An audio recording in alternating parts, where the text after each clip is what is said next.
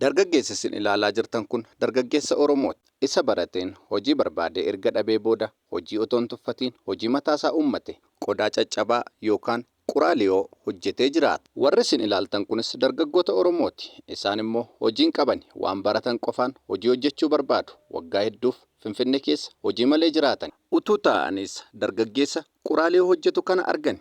Ilaali gurbittii kana. Isa baratteen hojii barbaaduu dhiisteetu gaddee bitee ijoollee faana waasheen funaantu ilaali. Maqaa saba keenyaa arrabsiisti jedhanii walitti odeessaniitu kottumee gurba jedhanii ofitti waaman. Utubaa ijatti baattee huuba ija namaa keessaa barbaaddii jechuun isa akkasiiti. Mucaan quraaliyoo hojjetu kunis maaliif na barbaaddan jedhee isaan bira dhufe. Isaanis ijatti bobaasaniitu yee gooftaa ko maqaa saba kee maaliif arrabsiista? Hojii akkasii maaliif hojjetta? Hin baranne isa baratteen hojiin hojjettu yookaan immoo hojii bareedaa yoo hojjette maal rakkoo qaba? Akkamitti maqaa saba kee arrabsiistan? Dargaggeessa hammana ga'u dargaggeessa humna akkasii qabu taate maal yoo hojii bareedu hojjette saba biraatu hojjeta malee hojii akkasii sabni keenya hojjetee hin beeku. Kanaaf iyyuu hamma hojii argattutti yookiin akka keenya taa'e yookiin hojii gaarii hojjedhu jedhanii itti dhedheekkaman. Dargaggeessi kunis silumayyuu nama sammuun bilchaate dhagatii ta'eef ilaamee gooftolii koo hojii nama tuffachiisu isa jettan irratti hojiin tasallee nama tuffachiisu hojiin kabajadha. Inni sin xiqqoodha jettanii ilaaltan kun anaaf hojii guddaadha. Callisee taa'uu koorra hojii mataa koo uummadheen jira. Itti dabalee immoo waanan siniin jechuu barbaadu isin Finfinne kan keenya jettu yeroo hundumaa afaaniin iyyitu. Garuu Finfinne kana kan keenya jechuuf keessatti hojjechuu qabna. Keessatti of jijjiiruu qabna. Hojiin immoo xiqqoon qabdu guddaan qabdu waan argine hojjechuu qabna. Har'i bor miti xiqqoorraa ka'anii guddaarra ga'u malee guddaarraa ka'anii takkaatti guddaatti ba'u miti. Isin waa guddaa eegaa jirtu yoo ta'e dogoggortaniittu. Mee gaaffii tokko sinan gaafadha. Finfinne kan keenya jettu mitiiree isin jedhee isaan gaafate. Isaanis deebisanii eeyyee kaa jedhani. Maarree erga akkas ta'eeti waa tokkoon sinitti hima. Afaaniin qofa Finfinne kan keenya jechuun gatii tokkollee nuuf hin qabaatu. Keessatti hojjechuu qabna. Keessatti of jijjiiruu qabna. Mee ilaalaame saboota garaagaraa Finfinne kana keessa jiraatan hojii isaan hin hojjenne tasallee hin jiru. Hojiin tuffatan xiqqoorraa kaasanii waan birrii tokkorraa kaasanii hojjetu. Keessatti of jijjiiraa jiru. Keessatti diinagdee isaanii guddifataa jiru. Ammas gaaffii tokko sinan gaafadha. Finfinne kana keessa mana gurguddaa, gamoo gurguddaa, konkolaataa babbareedaa, dhaabbattoota gurguddaa saba kamtu qabaa? Saba biraa mitiire? Maarree waan hojjetaniif sadarkaa sanarra gahan. Nunoo hojiin jaallan teenyeema afaaniin Finfinne kan keenya jenna. Jala muree waa tokko sitti hima. Finfinne kan kee akka ta'u yoo barbaadde keessatti hojjedhu, keessatti mana ijaarradhu, keessatti konkolaataa bitadhu, keessatti faabrikaa dhaabi, keessatti hojjedhu of jijjiiri. Gaafa sana Finfinnee dhuguma kan keeti. Eenyullee asiis hin baasu. Mana hin qabdu taanaan waa tokko qabeenya tokkollee as keessaa hin qabdu taanaan bor inni mana qabu, inni qabeenya qabu as keessaa ari'ee gara barbaadetti si oofa. Kanaafuu ati dargaggeessa hojii hojjedhu, hojiin tuffatiin diinagdee kee guddisii. Finfinnee afaaniin qofa otoo hin taane hojiidhaan kan kee godhadhu. Isa baratte qofaan hojiin barbaadin hojii xiqqoorraa ka'ii gad of deebisii hojjedhu. Hojiin nama jijjiira. Yeroo hunda asuma teessa yoo ta'e bara baraan as taa'ama hafta. Waa tokko hin dagatiina. Maaliif Finfinnee dhuftani?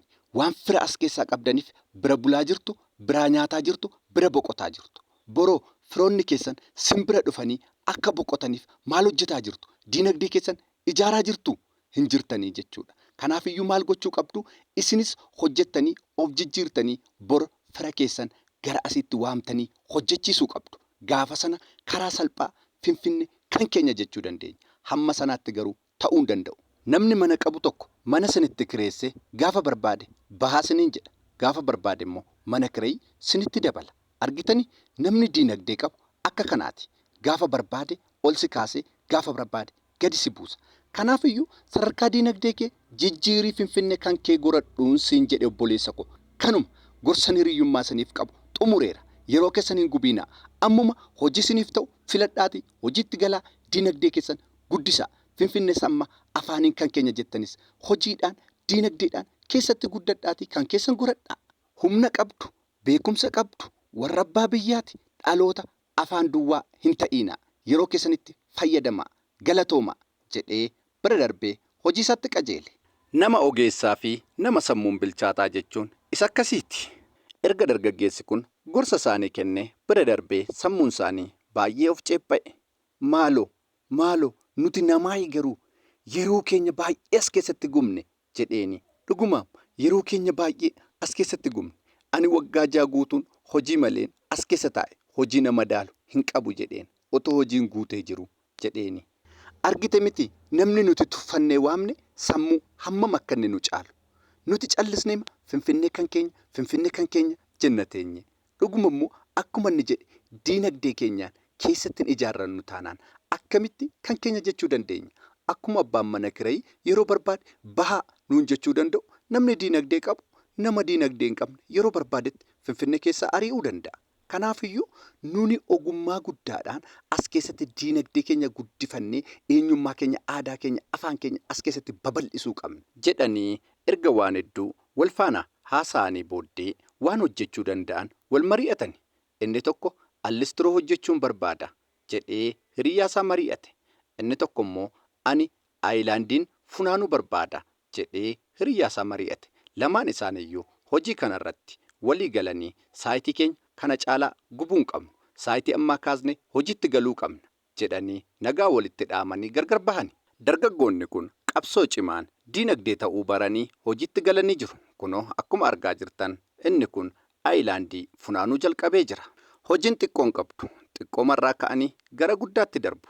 Hojii isaattis xiyyeeffannoo kennee sammuu isaa amansiisee diinagdee isaa guddisuuf hojii jalqabee jira. Hiriyyaan isaa inni tokko immoo kunoo akkuma walii galan listiroo hojjechuu jalqabee jira.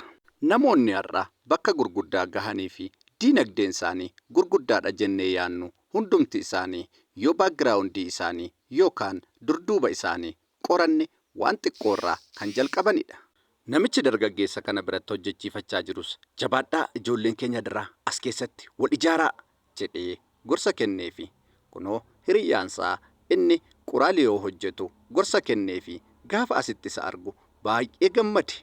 Waaw baay'ee namatti tola jedhee nagaa ho'aa wal gaafatan. Taa'i jedhees bakka hojii isaa teessise. Namni guddaan akka kanaatti nama gorsa. Namni ogeessa ta'e immoo gorsa gaarii ta'e keessaa fudhatee itti fayyadama. Amma dargaggoonni kun isa duratti taa'anii harka namaa ilaalaa turan amma garuu hojjetanii maallaqa argachaa jiru. Namichi qodaa caccabaa yookaan quraaliyoo hojjetu kunis naafis naa miici jedhee miilla isaatti qabate. Itti fufees egaa as keessatti unumatu wal hojjechiisa. Ani dhufeen si biraa fayyadama. Ati immoo waan barbaadde na biraa fayyadamta. Wal hojjechiisuudha as keessatti jedhee otoon naasa'uu hiriyyaan isaanii inni aayilaandii funaanus ni dhufe. Nagaa ho'aa wal gaafatan taa'i jedhanii isas ni teessisani. Waa'ee hojii isaanis walitti haasa'uu eegalani. Sadan isaaniiyyuu hojii hojjetan irraa galii gaarii akka argachaa jiranii fi diinagdee isaanii akka guddifachaa jiran walitti himani. Egaa kunoo inni aayilaandii funaanus kophee isaa hiriyyaa isaa biratti qulqulleeffachaa jira. Wal hojjechiisuu jechuun akka kanaati. Inni quraaliyoo funaanaa ture immoo kunoo aayilaandii harkatti baatee fidee dhufee hiriyyaasaa isa aayilaandii funaanuuf kenne. Sila karaarratti argee akkati aayilaandii funaantu gatiin bareef harkatti sii qabadhee deemaan ture jedhee kenneefi. Inni listiroo hojjetu kunis akkuma listiroo hojjetee maallaqasaa isaan irraan fudhatee booda qoyme anis waan ta'een siif kaa'eera jedhee gara duubaatti darbee isa quraaliyoo funaanuuf qodaa caccabaa kan kaa'eeru fuudhee kenneefi. Anoo qodaa caccabaa kana silan walitti qabee sii kaa'e jedheeni. Egaa sadan isaaniiyyuu baay'ee walitti gammadan. Isaan kunoo dhufanii biratti kophee bareechatani. Inni sun immoo hiriyyaasaaf aayilaandii fidee dhufe. Inni listiroo hojjetu immoo hiriyyaasaa isa quraaliyoo funaanuuf qodaa caccabaa kenne. Egaa wal hojjechiisuu jechuu fi walii yaaduu jechuun akka kanaati.